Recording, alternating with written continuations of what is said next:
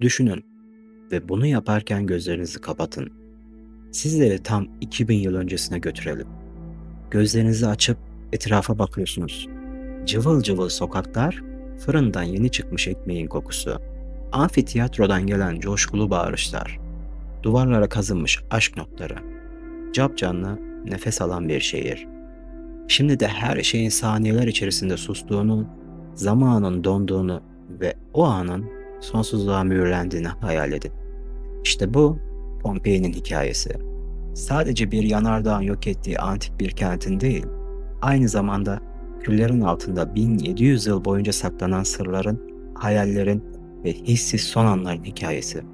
Gelin hep birlikte bu zaman kapsülünün kapağını aralayalım ve Vezüv'ün gölgesindeki bu olağanüstü şehrin sokaklarında kaybolalım. Her şey İtalya'nın güneyindeki verimli Kampanya bölgesinde, Napoli'nin körfezinin masmavi sularına bakan yamacında başladı. Sulara bakıyordu ve bundan esinlendi. Şehrin mimarisi balık gibi dizayn edilmişti. Amfiteyatro balığın gözü gibiydi ve bu gözle insanlar eğlenmek için gladyatörlerin dehşetini izliyordu.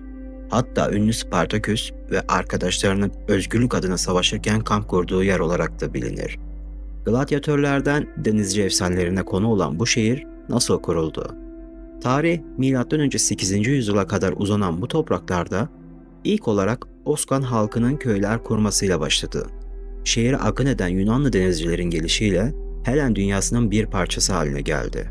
Ta ki M.Ö. 89'da Romalı komutan Sula'nın şehri ele geçirmesine kadar ve Pompei artık resmi olarak bir Roma kolonisiydi.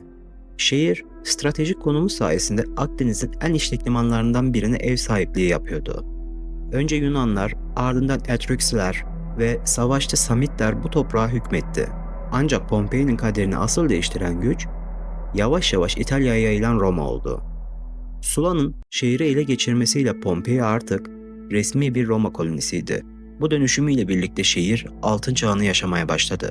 Bereketli topraklarda yetişen üzümler ve zeytinler sayesinde zenginleşen Pompei tam bir ticaret merkezine dönüştü. Roma'nın mimari dehası kentin her köşesine işledi. Görkemli bir forum, tapınaklar, tiyatrolar ve hamamlar inşa edildi. Vezüv Dağı'ndan kaynaklı olarak toprağın verimli olması ve Akdeniz'in önemli ticaret merkezi olması kısa sürede Pompei halkını zengin yaptı. Bereketli topraklar Pompei'nin kaderini belirledi diyebiliriz. Ama asıl kaderi getirecek olan şey hala sessizce bekliyordu.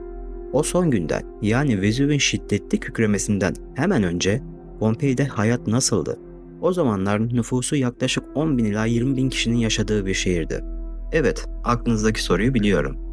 İnsanlar göre göre neden bir yanardağın eşiğine şehir kurdular ki? Çünkü mantıklı sebepleri vardı.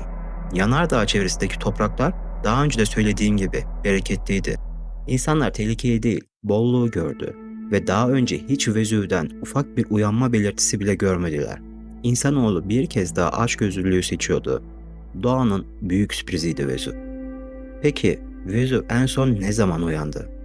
Tarihi daha da geriye sarıyoruz. Yaklaşık 20.000 yıl öncesine. Vezüv'ün bilinen ilk patlamasıydı. Bu patlama Pliny öncesi süper patlama olarak da bilinir. Bu patlama o kadar güçlüydü ki Hiroşima'ya atılan atom bombasının milyon katı gücündeydi. Öyle büyüktü ki bugünkü Napoli körfezinin şeklini değiştirdi. Şimdi haritaya baktığımızda rahatlıkla söyleyebiliriz ki Napoli körfezi bu patlamanın bıraktığı izlerle bugünkü halini aldı. Ve ardından milattan sonra 79 yılında Pompei'nin yok oluşuna kadar insanlık bu dev tehlikeyi unuttu. Tek sebebi unutmak mı? Tabii ki hayır. Baktığımızda tam anlamıyla biçilmiş kaftan. Ama neden? Yanardağ patlaması toprağı verimli yapar. Çünkü lav ve küllerin içerisinde potasyum, fosfor, kalsiyum gibi zengin mineraller bulunur. Kendimizi o dönemde yaşayan halkın yerine koyun. İlk başta mantıklı geliyor. Yıllardır patlamamış, sessiz duran bir dev. İnsanlar onun asla uyanmayacağına inanıyor ya da en azından kendi ömürlerinde patlamayacağına güveniyor. Bu mantıkta tek değilsiniz.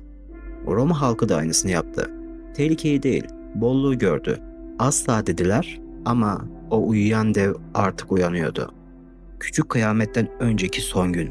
Pompeyli insanlar her şeyden habersiz sıradan bir güne uyandı. Yıllardır sessizce onları izleyen Vezuv Dağı onlara sinsi bir selam verdi. Ta ki öğlen güneşi küller ile günü geceye dönüştürene kadar. Ve Vezuv artık uyanıyordu. Uyuyan dev yıllar süren sessizliğini gökyüzüne yükselen dumanla bozdu.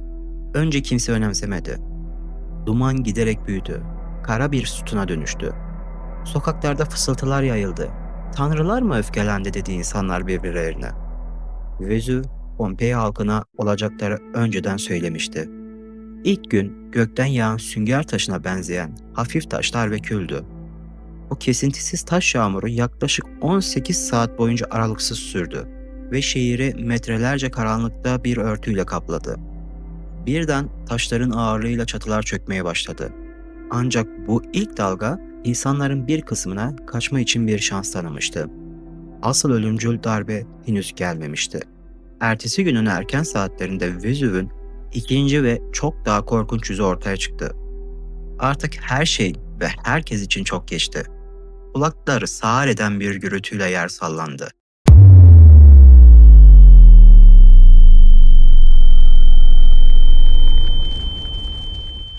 Depremler başladı. Yer çatırdadı. Evlerin duvarları sallandı. Çığlıklar göğe kadar yükseliyordu. Bazı evler daha o anda yıkıldı. İnsanlar korkuyla tapınaklara sığındı. Yapabilecekleri tek şeyi yaptılar. Ellerini açıp Tanrı'dan yardım istediler. Güneş gün ortasında yok oldu. Gökyüzü amansız bir geceye dönüştü. Hava kül ve taşla doldu. Bu bir yağmur gibi değil, bir ölüm gibi yağıyordu. Çocukların çığlıkları, atların kişnemesi, insanların duaları birbirine karıştı ve sonra ölüm ansızın geldi. Bilim insanları ve jeologların hesaplamalarına göre saatte 300 km/saatle dağdan aşağı inen 700 santigrat derece sıcaklığındaki kızgın gaz ve külden oluşan piklastik akışlar, yani bu ölümcül alev bulutları Pompei'ye ulaştığında önüne çıkan her şeyi ve herkesi saniyeler içerisinde yok etti. İnsanlar ne olduğunu anlamadan, nefes bile almadan taşa dönüşmüştü. Bilim insanlarına göre o anda hayatta kalanlar boğularak değil, 700 derecenin üzerindeki ani ısı şokuyla can verdi. Vezuv uyanmıştı ama işi bittiğinde arkasında amansız bir sessizlik, koyu bir gökyüzü bıraktı. Pompei artık yoktu. Sokaklar, evler, hayat, hepsi küllerin altında mühürlendi. Kuşlar bile sustu. Yalnızca ölü bir şehir kaldı. Zamanın içerisine hapsolmuş bir şehir. Ve bu küçük kıyamet tam 1700 yıl boyunca unutuldu.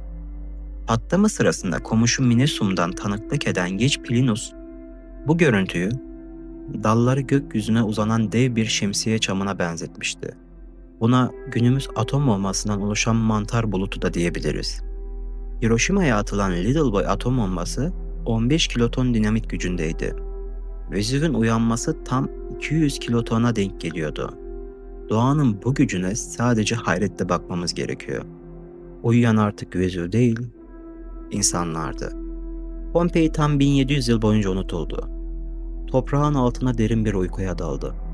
Ta ki 18. yüzyılda bölgede yapılan bir su kanalı inşaatı sırasında tesadüfen antik duvarlara rastlanana kadar. 1748'de başlanan sistemli kazılarla zamanda donmuş bu şehir yavaş yavaş gün yüzüne çıkmaya başladı. Bu keşif tüm Avrupa'da büyük bir heyecan yarattı. Sanki bir zaman makinesi icat edilmiş gibiydi. Tapınaklar, evler, villalar ve hatta fırında patlama anında pişmekte olan kömürleşmiş ekmekler bile olduğu gibi duruyordu. Ancak Pompei kazılarındaki en şok edici an 1860 yılında arkeolog Girupso Folleni'nin inanılmaz tekniğiyle yaşandı. Bedenlerinin küller içinde bıraktığı boşluklara alçı dökerek kurbanlarının son anlarındaki hayallerini 3 boyutlu olarak dondurmayı başardı. Bu sayede o dehşet anın en trajik sahnelerini göz önüne serdi. Birbirlerine son kez sarılan insanlar, korkuyla yüzünü kapatanlar, can havliyle kıvrılmış bir köpek. Bu alçı kalıplar Pompei'nin sessiz çığlığıydı. Onlar bize sadece bir felaketin değil, insanlığın en savunmasız anını da anlatıyorlardı. İnsanların yazdığı ve kulaktan kulağa gelen efsaneler, hikayeler ve hatta yazıtlar. Pompei bize bütün sırlarını anlattı mı? Hayır, tam tersi. Modern teknoloji sayesinde yeni gizemler hala ortaya çıkmaya devam ediyor. Mesela yıllarca bir aile olduğunu düşünülen bazı alçı kalıplar üzerinde yapılan DNA analizleri o kişilerin aslında aralarında hiçbir kan bağının olmadığını ortaya çıkardı. Hatta bir kadına ait olduğu sanılan bir kalıbın aslında bir erkeğe ait olduğu anlaşıldı. Bu bulgular felaket anında insanların hiç tanımadıkları kişilerle bir araya gelip sığındığını gösteriyordu ve bu trajediyi daha dokunaklı hale getiriyordu. Cidden tüm suç doğanın mıydı? İnsanların hiç mi suçu yoktu? Bu sorunun cevabını 2023 yılında yapılan yeni keşifler gösterdi. 2023 yılında ortaya çıkartılan bir fırın hapishane kompleksi, Pompei'nin karanlık yüzünü gözler önüne serdi. Burada pencereleri demir parmaklı odalarda köleler ve eşekler birlikte en ağır koşullarda ekmek üretimi için çalışıyordu. Bu, Pompei'nin sadece zenginlik ve eğlenceden ibaret olmadığını, aynı zamanda büyük bir sömürünün ve acının var olduğunu bize hatırlatan sarsıcı bir keşifti. Pompei, küllerin altından bize 2000 yıl öncesinden sesleniyor. Duvardaki aşk sözcükleriyle, fırında yarım kalmış ekmeğiyle, son anlarında birbirine sığmış insanlarıyla bize sadece bir kentin yok oluşunu değil, aynı zamanda hayatın ne kadar değerli ve anlık olduğunu anlatıyor. Bugün bir açık hava müzesi olan bu efsanevi kent her yıl milyonlarca insanı ağırlıyor ve devam eden kazılarda geçmişin sırlarını fısıldamaya devam ediyor. Pompei, bir felaketin ölümsüzleştirdiği bir an, donmuş bir zaman, insanlık tarihinin en dokunaklı hikayelerinden biri. Peki ya bu sessizliğin tekrar bozulmasına ne kadar kaldı? Vezüv bugün hala dumanı tüten bir dev. Ya bir gün yeniden uyanırsa ne olur?